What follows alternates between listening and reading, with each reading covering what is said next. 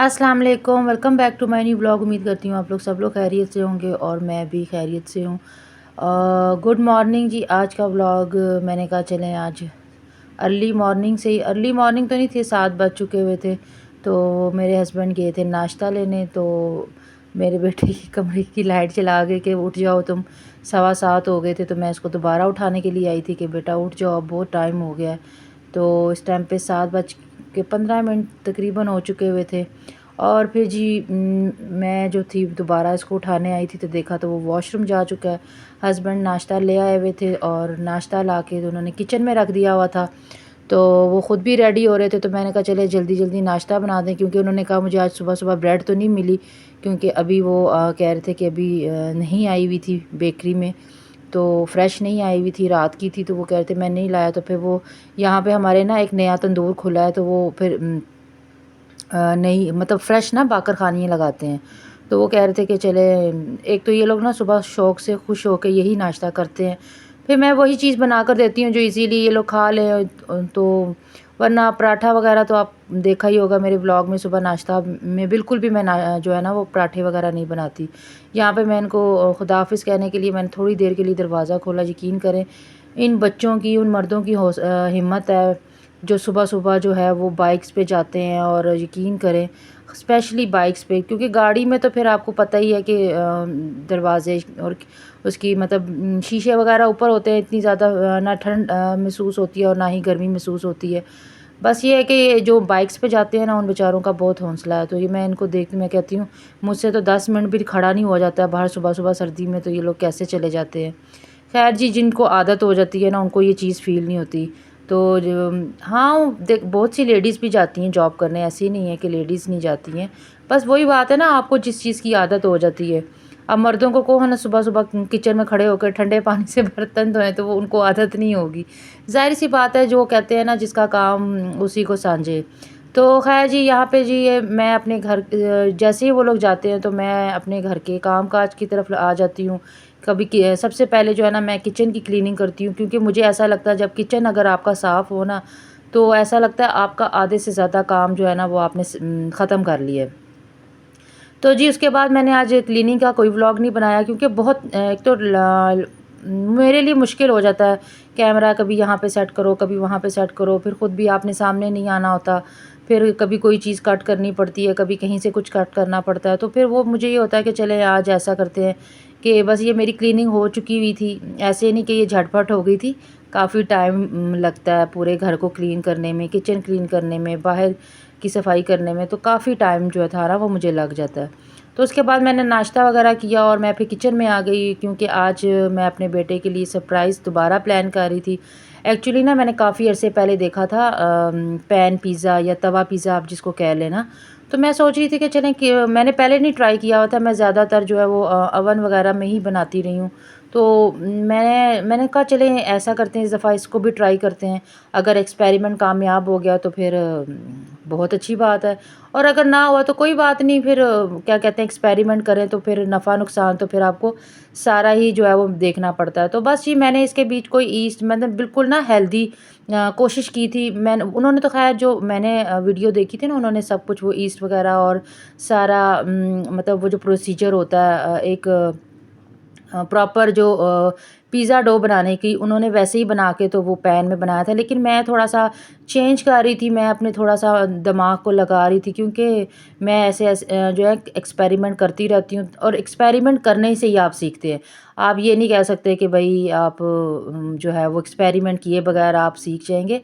कभी आपसे चीज़ अच्छी बन जाती है और कभी अच्छी नहीं बनती है।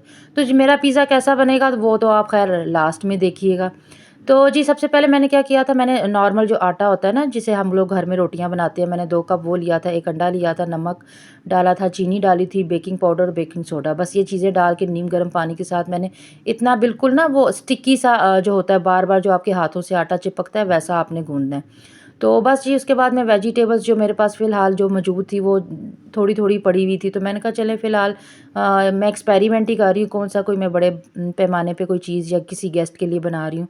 अच्छा बन जाएगा तो हम लोग नेक्स्ट टाइम भी बनाएँगे, और अगर अच्छा नहीं बनेगा तो कोई नहीं, फिर खा पी के गुज़ारा कर लेंगे।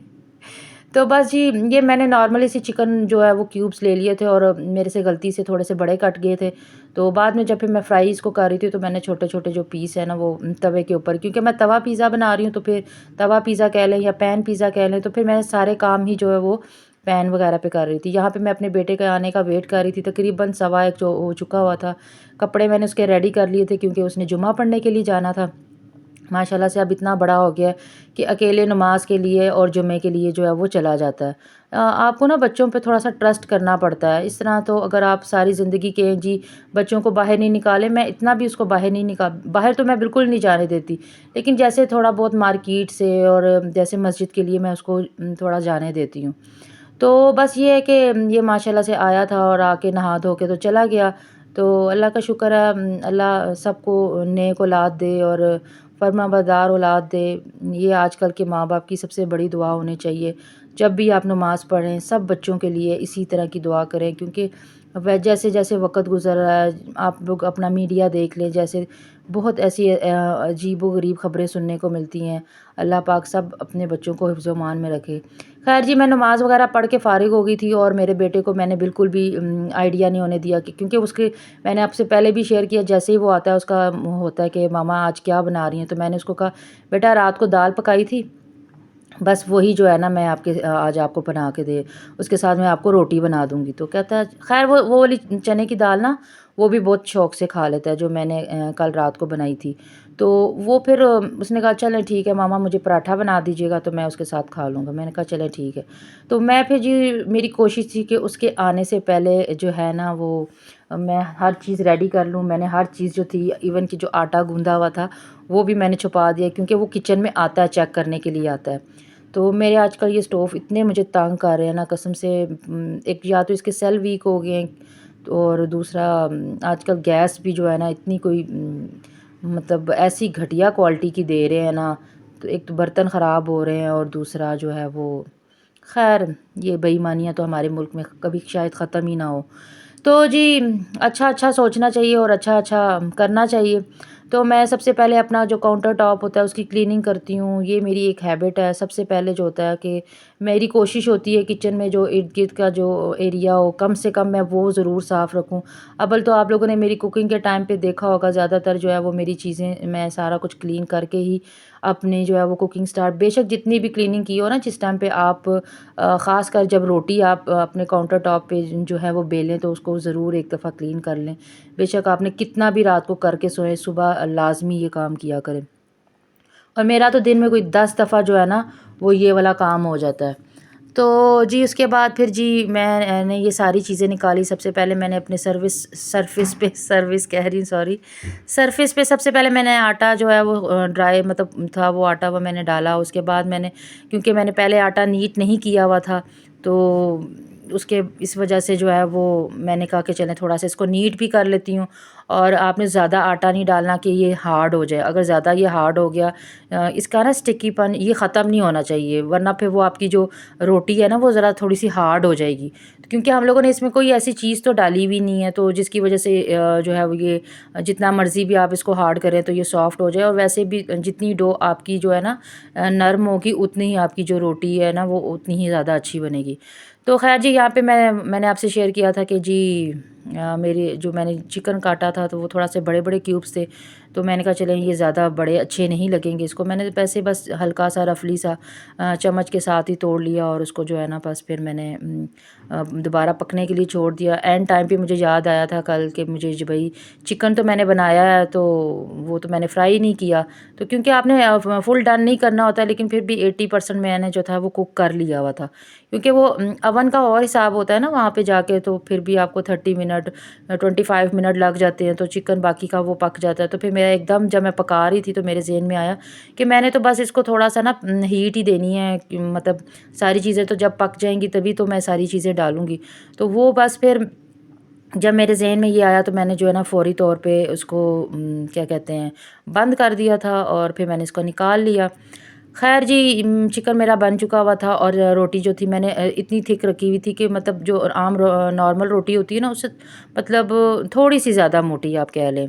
तो क्योंकि ये ज़्यादा हम लोगों ने नहीं करनी, हम लोगों ने क्यों बिल्कुल लो फ्लेम पे जो है ना, मैंने पहले ही पैन ऊपर रख दिया था प्री हीट होने के लिए थोड़ा सा। तो उसे ये देखें जैसे ही मैंने डाली थी ना, इसमें हल्के हल्के से बबल्स आना स्टार्ट हो गए थे।